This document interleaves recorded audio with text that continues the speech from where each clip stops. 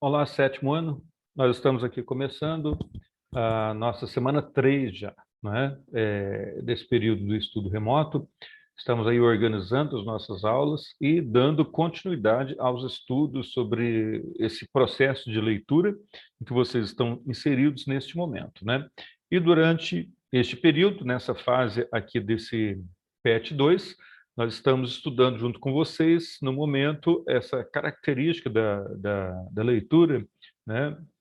É um gênero que está voltado mais à criatividade, enquanto em outros momentos vocês já estudaram sobre textos jornalísticos, por exemplo, né? Questões que estão voltadas aí às nossas mídias, à televisão, rádio, jornal, textos que circulam no nosso dia a dia.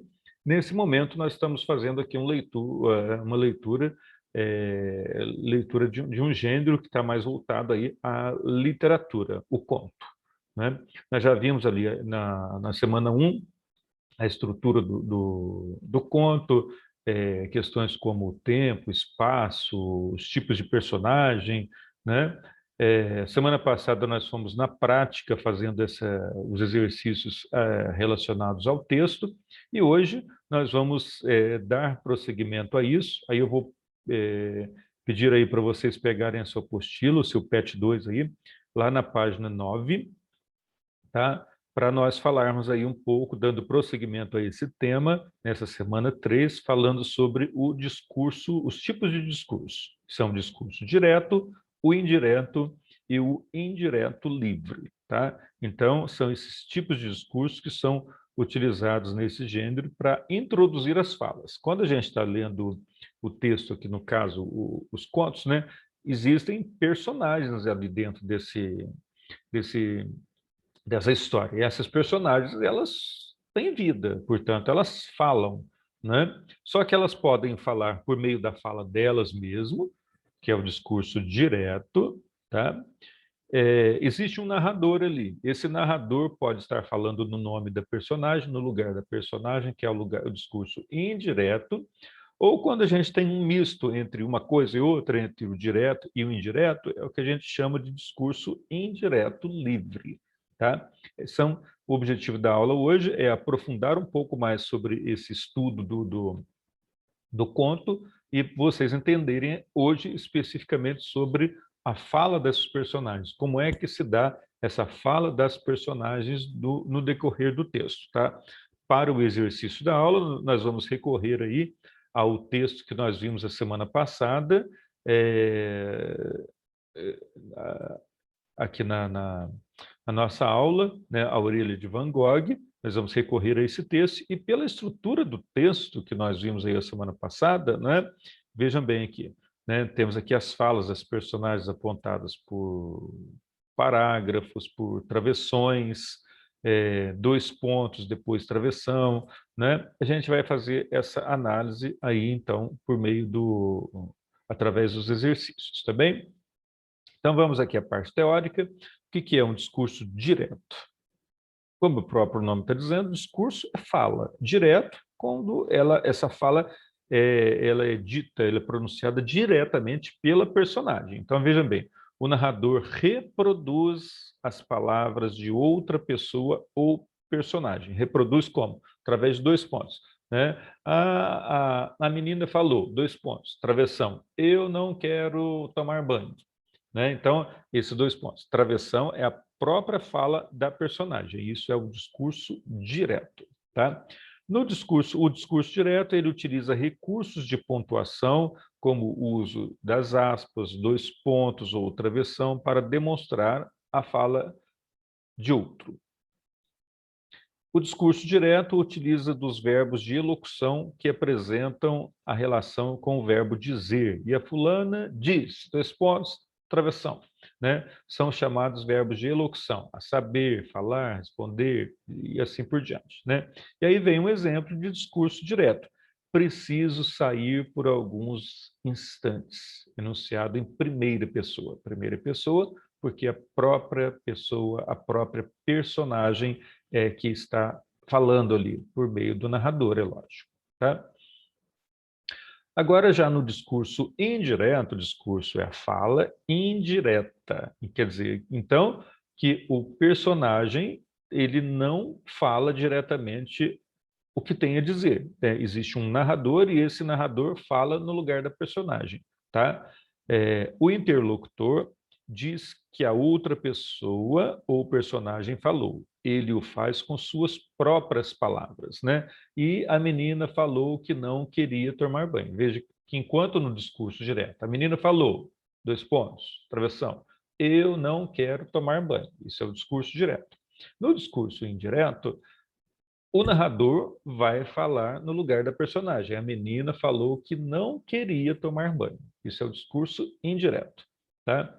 É o tipo de discurso comum no dia a dia, narrado na terceira pessoa, porque ela falou, eu, tu, ele, ela, né? Ela, terceira pessoa, que dispensa o uso de travessão. Olha um exemplo. Disse que precisava sair por alguns instantes. Enquanto aqui ele preciso sair por alguns instantes, primeira pessoa, aqui disse que precisava sair. Aqui nós estamos na terceira pessoa, um narrador falando pela personagem. E aqui já no discurso indireto livre é um misto entre uma coisa e outra, entre o discurso direto e o indireto, caracterizado pela junção dos discursos direto e indireto, assim a intervenção do narrador e da fala dos personagens. Não há indicação de separação da fala do narrador da fala do personagem, que são feitos por meio de verbos de elocução. A gente vai ver o que é isso. Liberdade sintática e aderência do narrador ao personagem. Veja um exemplo. O despertador tocou um pouco mais cedo. Vamos lá, eu sei que consigo, né?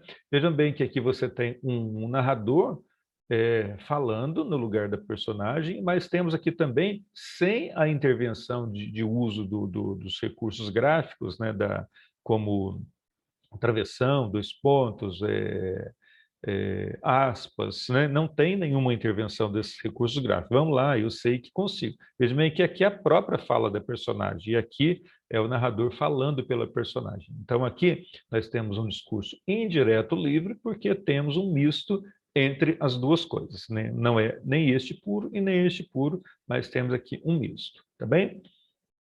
Aqui tem uma indicação legal de um videozinho curtinho no YouTube para vocês assistirem mais uma explicação sobre esses tipos de discurso, tá bem?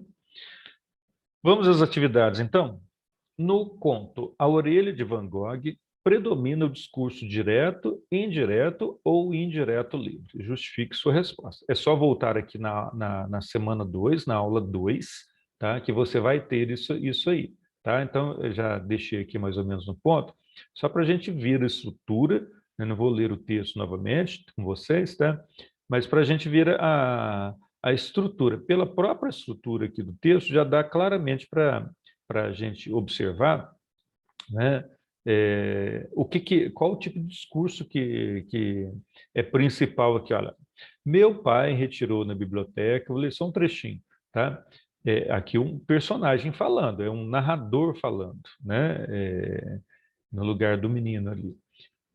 Meu pai retirou na biblioteca um livro sobre Van Gogh e passou o fim de semana mergulhado na leitura. Ao cair da tarde de domingo, a porta do seu quarto se abriu e ele surgiu triunfante. Veja bem que aqui o próprio personagem já está falando, aqui ele está demonstrando a fala da personagem, que é o seu pai. Achei, né, claramente aqui um discurso direto, porque a fala da própria personagem indicada por dois pontos e pelo travessão.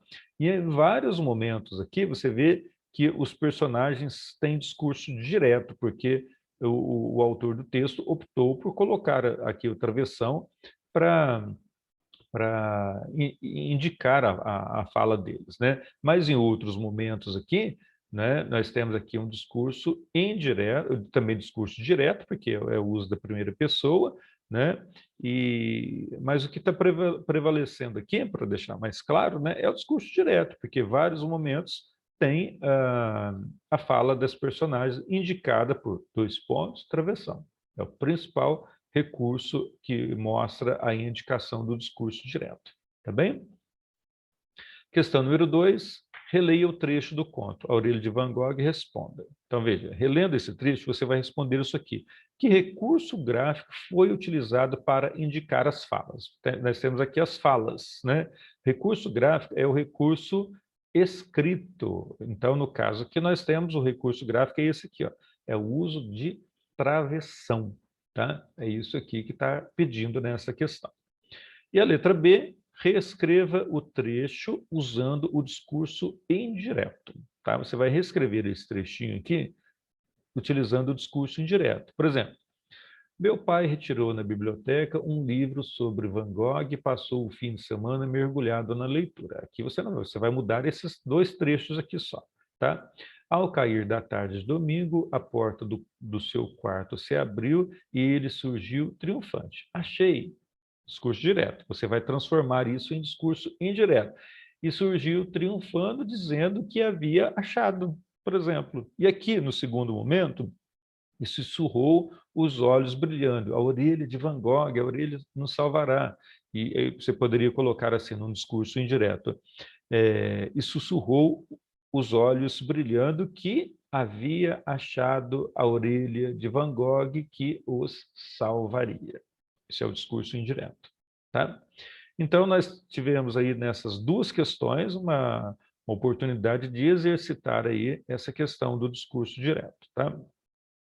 Questão número 3, sobre o discurso indireto, é correto afirmar. Nós vimos lá o que é o discurso indireto.